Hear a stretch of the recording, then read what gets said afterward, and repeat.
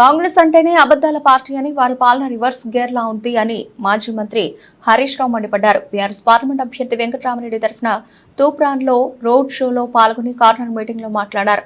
కాంగ్రెస్ నాయకులు నోరు తెరిస్తే సిగ్గు లేకుండా దొంగ మాటలు చెప్పి పబ్బం గడుపుతున్నారని అన్నారు. రాహుల్ గాంధీ నిర్మల్ సభలో మాట్లాడుతూ మహిళలకు 2500 ఇస్తున్నామని అంటున్నారని, నిద్రలో మాట్లాడుతున్నారని అన్నారు. కాంగ్రెస్ అధికారంలోకి వచ్చిన రోజు నుండి కరెంటు కోతలు, ఇళ్ల సమస్యలు మొదలయ్యాయని అన్నారు. దొంగ మాటలు చెప్పి కాంగ్రెస్ కు ఓటు వేయద్దని అన్నారు. కేసీఆర్ వదిలిన బాణం మన వెంకటరామరెడ్డి అని అన్నారు. అలాంటి వ్యక్తిని గెలిపించి పార్లమెంటుకు పంపితే ఉపయోగం ఉంటుందన్నారు. కేసీఆర్ చేసిన అభివృద్ధి సంక్షేమ పథకాలు చూసి వెంకటరామరెడ్డిని భారీ మెజార్టీతో గెలిపించాలని కోరారు.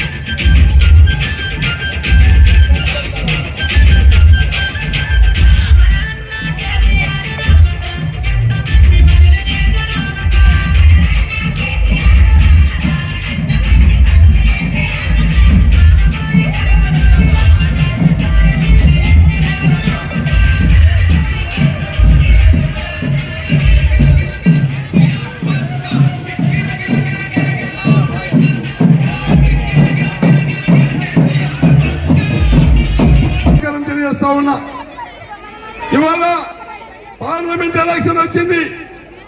అంతకంటే ముందు కేసీఆర్ పిట్టధర మాట్లాడు రేవంత్ రెడ్డి గారు మాటలో పిట్టల ధర సంక్రాంతి ముందు మన ఇంటికి వస్తాడు అన్ని చెప్పి మోసం చేసినటువంటి విషయాన్ని మనం గమనించాలి. అందుకే ఇవాళ మనం చూస్తున్నాం.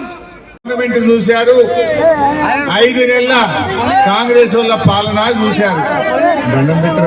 అందరూ అంటున్నారు కేసీఆర్ ఉండగానే మంచిగుండే అంటున్నారు. ఈ కాంగ్రెస్ వాళ్ళు వచ్చినాక అంత రివర్స్ గేమ్. కొత్త ఏం వస్తలేవు, పాతవి ఉన్నాయన్నీ పోతున్నాయి. కేసీఆర్ ఉండగా మనందరికీ కళ్యాణ లక్ష్మి చెక్కులు వచ్చినాయి.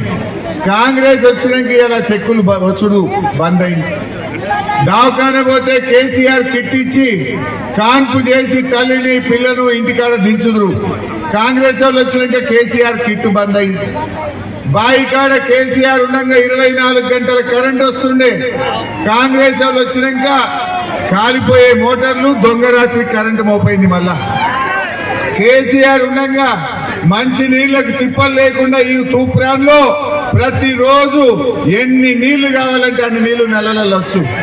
కాంగ్రెస్ వాళ్ళు వచ్చినాక మున్పటి లెక్క నల్లొస్తుందా చెల్లె?